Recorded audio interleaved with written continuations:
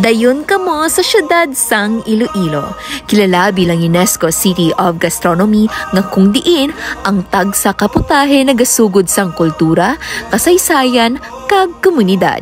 Diri ang pagkaon hindi lang basta kinahanglanon. Isa ini kabahin sang estilo sang kabuhi. Sa kadamuon sa mga paborito sa kusina sang syudad, isa ka putahe ang nagapalangga sang init sang balay, ang lapas batchoy.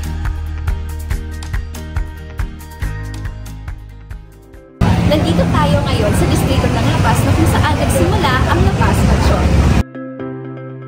Para sa mga taga Iloilo, ang lapas batchoy ay higit pa sa pagkain.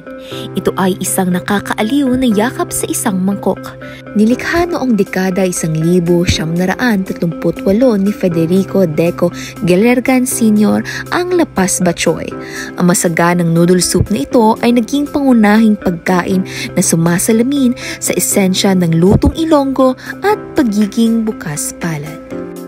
Isinilang ang lapas batchoy sa puso ng Lapas Market kung saan nagtagpo ang impluwensya ng mga Chino, Pilipino at Kastila.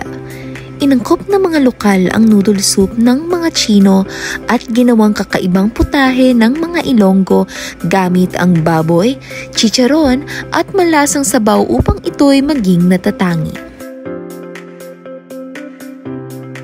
Pero balik tayo sa tanong na what makes batchoy comforting to Ilonggos? Ang bawat subo ng lapas batchoy ay isang makulay na karanasan. Ang mainit na sabaw ay nagpapakalma ng damdamin, ang malambot na noodles ay nagbibigay ng kasapatan at ang mga palaman tulad ng bawang, berdeng sibuyas at chicharon ay nagdadala ng kakaibang lasa. Para sa mga Ilonggo, ang kombinasyong ito ay tunay na ginhawa lalo na tuwing tag-ulan o pagkatapos ng mahabang araw. Higit pa sa lasa, ang lapas batchoy ay nagdudulot ng pagkakaisa.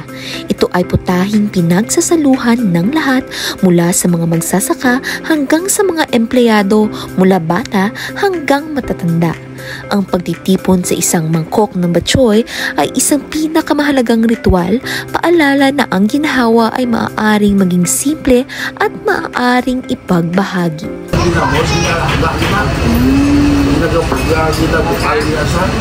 Pag-inasalaon mo na sa napino nga sa ala, kung yang ano sa ipon mo na yung ginabot mo. Tapos pintakon. Ano pa namin, ano na sa pangapin.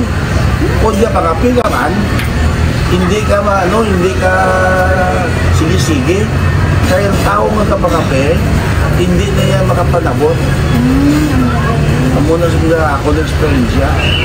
Labaw pa sa isa ka ordinaryo nga putahe, ang lapas batchoy isa ka buhi nga handumanan sang kultura, kasaysayan kag paghigugma sa mga Ilonggo.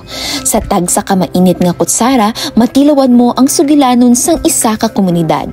Isa ka komunidad nga nagatipon-tipon sa isa ka mangkok agud magbahin sang kainit kag kalipay. Hindi lang ini pagkaon, isa ini kapanublion nga ginpasa halin sa henerasyon tubtub sa henerasyon. Gani sa tagsa mo kapag bisita sa Iloilo, pag tagsa kapag tilaw sa lapas batchoy, dumduma, wala ka lang nagakaon sa isa ka putahe.